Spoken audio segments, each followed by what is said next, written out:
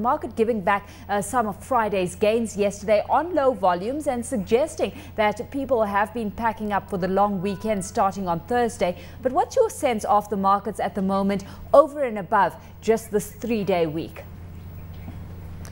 Morning, Alishia.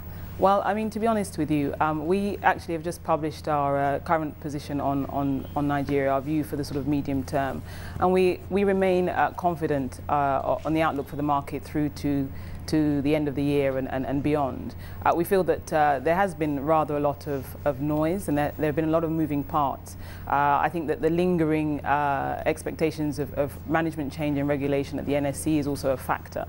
But, you know, when we take a step back, we'll see in our report Nigeria rising through the ranks. We highlight a list of 10 stocks that actually represent a quarter of the market where we see significant upside. You know, over the next 12 months, and we think that as these fundamental elements begin to reassert themselves and come once again to the fore, you know, we expect to see improved traction for the market and a greater performance for the NSE moving through to the end of the year. Let's look at this demutualisation process because we've heard the announcement that, you know, we would see a listing of the bourse amongst the priorities of the NSE and the market body moving forward. But we have been hearing about this for a while. So just how much progress do you anticipate coming to the fore? Do you see this move gaining traction this year? Well, I mean, I think firstly, the thing with any reform process, when any reform is it's both an event and a process.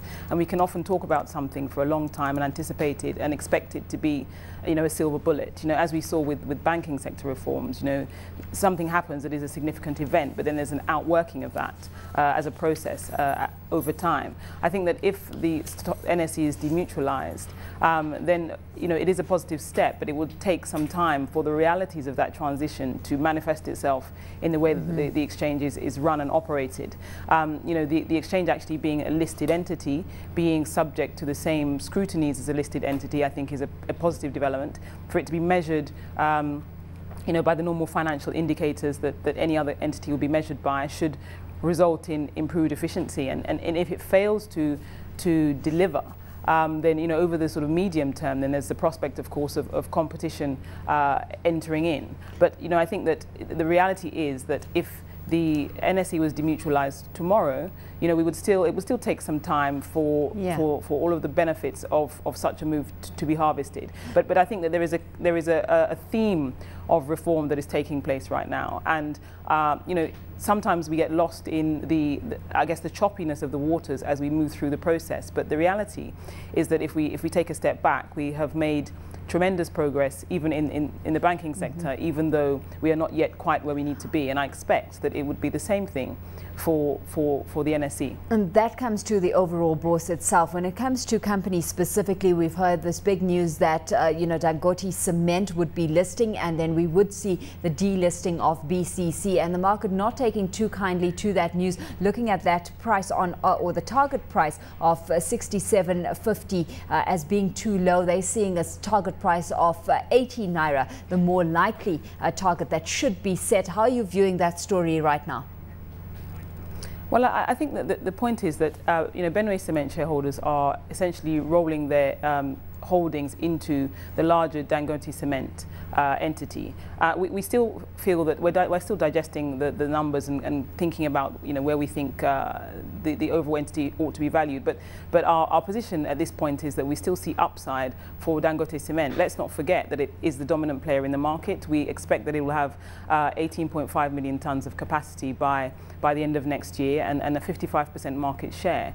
And, you know, taking that in the context of an unavoidable investment in infrastructure over the medium term. You know, we feel that investors in this stock will be positioned well to benefit from the fundamental upside that relates to that sector. And, you know, also a larger entity that is more liquid and probably has greater participation from investors domestically and internationally. We still feel that the resultant proposition is a strong one, and that there is upside in the resultant entity. So even if the pricing may arguably be somewhat conservative, we think in the medium term, investors are still onto a winner with Dangote Cement in the context of the Nigerian market. We've heard that Dangote Cement may begin trading at 35 naira for each share. Fair value for the company in your books? Well, I mean, you know, as I say, we're still very much working through some of these numbers. And I think that the end game really is what we really need to focus on. And the end game really is that any shareholder in Benue Cement is positioned to be a shareholder in the resultant entity. And we are firm that we still see robust upside over the medium term in that name. And I think that's what investors really need to stay focused on. Are we looking at any implications, you know, as you see it, for other players within the cement space? Because we know that Alishia Cement and BCC has ranked amongst your core picks when it comes to this cement sector specifically. Yes. I mean, I think that, you know, the reality with the cement industry is that the way that it is distributed, you know, you have operators that are strong in particular geographical zones. And, you know, those markets, you know, because of the logistics of moving cement around, we feel that the players that are in those markets still stand to benefit from the fact that they are operating in relatively secluded areas. There's no doubt that, you know, Dangote Cement will be the dominant player and remain so for the medium term. But for the Ashakas and the WAPCOs, they still, in the context of that strong infrastructural demand and spend, we still expect the sector to be well underpinned for the medium term, albeit that, you know, Dangote will be the dominant player. You know, these guys also have export opportunities in some of the sort of bordering countries close to the regions in which they operate. So it's not all doom and gloom for the others.